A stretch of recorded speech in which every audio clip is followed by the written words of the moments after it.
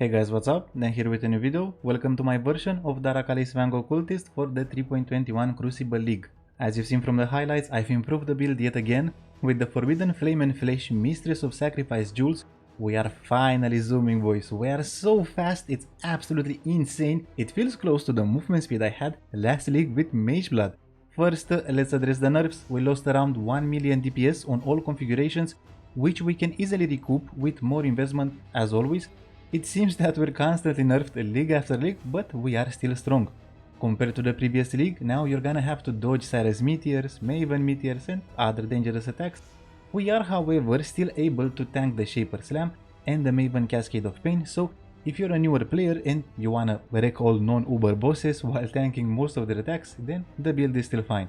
Today we're gonna take a look at two versions, a medium budget one at around 30 divines, which would be the one shown in the video highlights at the start of the video, and I'm also gonna show you a cheap version at around 6 divines, which is gonna be enough to farm tier 16 maps comfortably. A small build overview before we jump into the gear. In terms of defenses, we have Determination, 4 endurance charges, 80, 85, 80, 75 resistances, 50k armor, cast when damage taken Molten Shell, Val Molten Shell, Shock Immunity, Crit Immunity, 75-75 block with the Glancing Blows, ES on block thanks to the Aegis Aurora, phasing, a lot of movement speed as you've seen from the mapping showcase, and of course Propane Bloom Explosions, because sometimes the best defense is to explode the whole screen, right? In terms of DPS, this version is pushing anywhere from 7.5 up to 15 million DPS, depending on how you're gonna configure your PoB. As for the ailments, we aren't ailment immune, but through gear we are fixing most issues. You're gonna need a flask with ignite removal, and that is only for when you're fighting Cyrus. Ignites in maps seem to do close to no damage thanks to the Aberrath Pantheon, which we are using when farming Searing Exarch altars. Let's take a quick look at the gear. Okay boys, and this would be the gear: Ancient Skull, Aegis Aurora, ARAKAALI'S Fang, Brass Dome, preferably with 4% since this is a lot cheaper. The one with 5% seems to be closer to 6 divine, and this right here is around 2, really nice to have. And you're gonna use Impressions with the mod Despair, has no reservation if cast as an aura. You're gonna use Windscreen Boots, Darkness and Throne Stygian Vice. This can go up to 100% this rig, really nice, but it's also really expensive. This one right here with 80%, I think I paid around 19-20 chaos, so really nice. And besides that, we're gonna use a Gravebind for the gloves. Our non-unique pieces would be this ring right here, which has a dexterity. You can also go for some elemental resistances, and a really important mod, because we lost a little bit of mana reservation, this ring needs to have non-channeling skills have minus to total mana cost.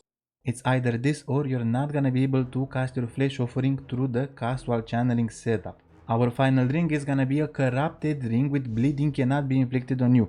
I noticed a lot of you guys telling me in the comments, on Discord or in the game that you notice your character instantly dying. It's because of bleeds, guys, okay? So we don't have a lot of regen, and bleed is really dangerous. So you should get corrupted blood immunity on a jewel, and you're gonna use a ring like this one. Bleeding cannot be inflicted on you. Try to find some other nice stats. I found one with a little bit of life and some chaos resistance. And these would be our flasks. We're gonna use an instant recovery even though low life HP flask. My recommendation would be to go for bleeding and corrupted blood removal until you manage to get your hands on a ring that is gonna give you bleeding immunity, and also on a jewel that gives you corrupted blood immunity.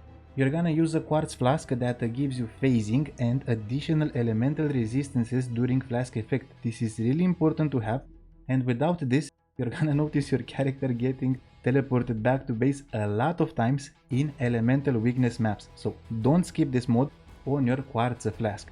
Besides that, we're gonna use a granite flask of the Armadillo. If you can find one on the market with Alchemist mod, it's gonna be a little bit easier to reach 50k armor. And we're gonna use an Alchemist Quicksilver flask of the Cheetah, which is gonna give us a lot of movement speed, guys, a lot of movement speed.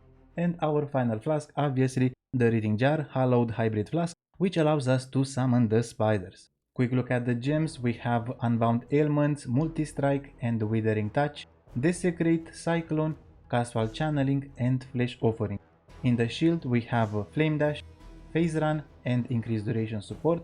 In the Brass Dome we have a Convocation, Determination, we have a tooling right here which is cast when damage taken Val Molten Shell. Really important to go with Val Molten Shell this league, since Molten Shell has received a nerf of 50%, guys. Absolutely insane. This right here is the secret sauce, summon Skitterbots linked to Infernal Legion. We're gonna take a closer look at this one in a moment. We have a Tempest Shield. We have Awakened Blasphemy support. It's really important that this right here is Awakened Blasphemy, because if you're gonna go for regular Blasphemy, you're not gonna have enough reservation to cast all of your auras and curses. And we're using Despair, Temporal Chains, and Punishment. In the boots, we have Desecrate, Baal, Haste, and we're only using the Baal part of it, and obviously, the most controversial setup in this build right here, Cast on Death Portal. Please keep in mind this is important to have if you're fighting Searing Exarch altars, but as you can see, I did manage to reach level 97, guys, fighting Searing Exarch altars with Wrath of the Cosmos. And now for the most important aspect when trying to play this build, how exactly do we summon the spiders? Well, in the previous league we were using Divine Ire. The combo went like this: double cast your Desecrate, hold the cursor on top of your character and then double cast your Desecrate, charge your Divine Ire, and then press your Rithing Jar Hallowed Hybrid Flask, right? So the combo is QQ, hold W, press 5. Really simple, however, it's really not that fun when you're trying to map. Instead, what we're gonna use, this is my recommendation, is this is absolutely amazing, guys. So you're gonna use this tool link right here, which is summoned Skitterbots linked to Infernal Legion, and these guys right here are gonna kill the worms for you. And if you have corpses, you're gonna be able to summon spiders without doing anything, right? This combination of gems right here works only if you're gonna pair it with Gravevine, okay? So there have been some questions as to why exactly am I not summoning spiders even though I have the summon Skitterbots Infernal Legion. You need to use Gravevine, guys, okay? So you have a summon Skitterbots Infernal Legion and Gravevine, and all that you need to do is this: Q, Q, and 5, guys, okay? This is really nice, really fun, and absolutely amazing. The best trick that I've come up with. I'm really not sure what went through my mind when I thought of this, but this is absolutely insane and I'm loving it. I have also used it in Uber bosses and I noticed that it works really well. Now let's take a quick look and see how you're gonna try to summon your spiders if they run out just before you are trying to fight the map boss. Well, as you can see, we're not doing a lot of damage, guys, right? So the Burning Legion Skitterbots are really aggressive. They're staying as close as they can to the map boss, but if they're not close to you, you're not gonna be able to summon your spiders. So since we are stupidly tanky, go in front of the boss, just AFK there, and your casting damage take a Molten Shell is gonna take care of you. Double cast your Desecrate, press your Rithing Jar Hallowed Hybrid Flask, and as you can see, we have enough spiders, and then we're gonna be able to defeat the boss in just a few seconds, right? So we are still really tanky. The Molten Shell isn't as big as it used to be in the previous league, however, it's more than enough to tackle pretty much any map boss as long as you're not using the compasses, which give the bosses a lot more life and a lot more damage, right? So TLDR, go in front of the boss, AFK tank him, and then you're gonna double cast your Desecrate, press your Rithing Jar. If the boss is close to you, the Skitterbots are also close to you, guys, okay? So this is the easiest way to do it. If you have a really dangerous map bosses, what you could do is instead you're gonna disengage, right? So you're gonna walk away and let the boss be off screen, summon your spiders right here, and then go back and re-engage the boss. This is gonna happen rarely. I'm guessing one every 100 maps or so, right? Every 100 maps maybe you're gonna have one of these situations right here. But besides that, I would say that the Infernal Legion summon Skitterbots tech is probably the better option. However, you could also go with Divine Ire. And this is gonna be our Pantheon, slightly different this league. We're going with Soul of the Brine King, Major God, for freeze immunity. We used to have a freeze and chill flask, but we went for more movement speed this league. We had to move the elemental weakness on the quartz flask, and because of that we lost the freeze and chill that we used to have here. We're gonna get it through Soul of the Brine King. This is really nice when you're fighting simulacrums, for example, because you're gonna get constantly stunned without this Soul of the Brine King Major God Pantheon right here. And for the Minor God, Soul of Aberrath, when you're mapping, this is really important to have, because without the Burning Ground immunity, you're gonna notice that your character is dying over and over again, right? So mandatory when mapping. And for when you're bossing, Soul of Rislata, Minor God Pantheon, because this is gonna passively fill up the charges of your Rithing Jar Hallowed Hybrid Flask. Let's take a quick look at the PoB.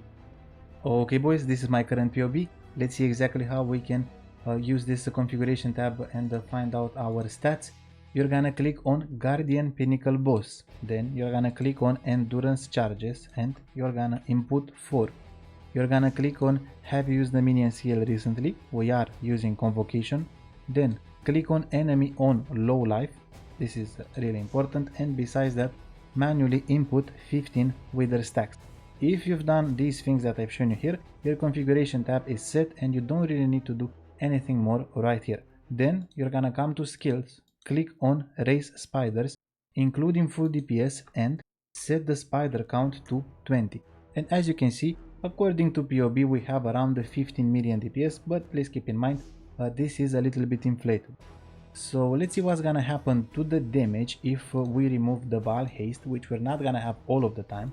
Also, temporal chains, we're not gonna be able to get it to the max duration. And please keep in mind, punishment only counts when the enemy is below 50% HP. So this build has anywhere from 7.5 up to at most 15 million DPS. I'm gonna be honest, most of the time to me it feels closer to 10 million DPS from what I've seen, but configure your PoB however you want it. Anywhere from 7.5 up to 15 million DPS would be the damage of this build right here. Let's take a quick look at the reservation. A lot of you guys have issues with figuring out your reservation.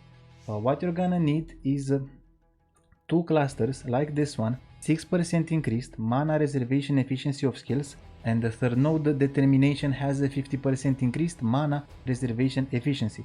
This needs to be on 3 passives, guys, okay? So don't use 2 passives because you're not gonna have enough mana, okay? So 3 passives with a 6% increased mana reservation efficiency of skills, and also with uncompromising. The same here, 6% increased mana reservation efficiency of skills and uncompromising. As you can see, 3 passive skills, guys, okay? 1, 2, and 3.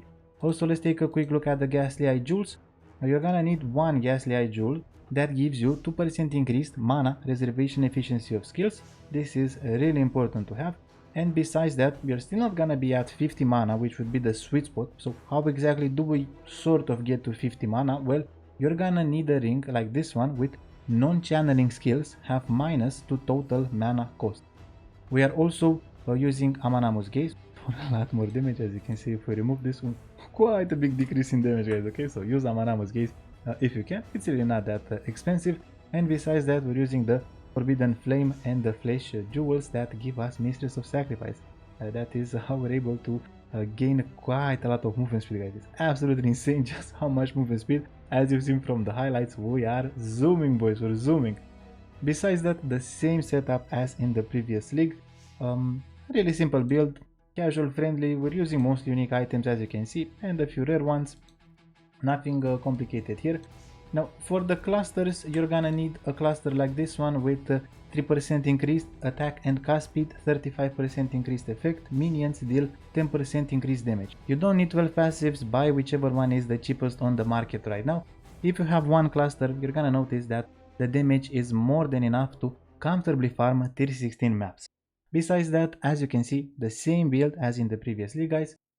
Once we get more levels, we could spec a bit more into True Block by going for these nodes right here and specking out of Glancing Blows. Maybe we need to drop a little bit of damage or a little bit of armor, and we're gonna have a True Block. But as you can see, our EHP is more than enough. I forgot to show you the Ascendancy. This right here would be our Ascendancy and Holy Authority, Profane Bloom, or Propane Bloom, right? The explosions are really nice. We're gonna go with the Withering Presence and the Void Beacon. The same as always. This is the medium budget PoB, around 30-35 divines, depending on what you can find on the market right now. Can be done cheaper if you can craft your own Ghastly Eye Jewels. However, I prefer to farm and just buy whatever I need. Let's take a quick look at the budget PoB. And this right here is our budget setup, around half of the damage that we used to have in the previous PoB. We are level 91. You can obviously remove some points here and drop a little bit of damage. You can maybe drop a little bit of life, and you can take this build without any issues to level 87. I have allocated practical application. Maybe you need some stats. You also have some more stats here and here. So extremely unoptimized on the gear, guys. We're using 4 points that give us strength and dexterity. This is actually the setup that I had when I started playing this build, this right here. And for the items, this is 6 divines. When I started playing this build, instead of having the cheap life on block shield, I was using Aegis Aurora, so we're gonna go up to 8 divines. And if you're gonna use a brass dome, you're gonna go up to 10 divines. So I had 10 divines and I assembled this setup right here. I was comfortably farming tier 16 maps. It was absolutely insane just how much fun and the comfort that this build is giving you is absolutely insane, guys. For only 10 divines, absolutely amazing. Now you can take this down to 6 divines by using a cheap life on block shield and by using a rare corrupted 6 link like this one right here. A little bit of armor, some life, some resistances. And this is pretty much everything that you could need to be able to play this build. Let me know in the comments below if you have any questions. If you encounter any issues, my recommendation would be to open 2 PoBs side by side, my PoB and your PoB, and try to get as close as you can to my build. If you'd like a PoB review, consider becoming a channel member. This is available as a service. Please keep in mind, it takes around half an hour up to 1 hour to fix a build. If you wanna help your boy out, drop a like and a sub. Thank you for watching, good luck, and I'll see you in the next one. Bye guys.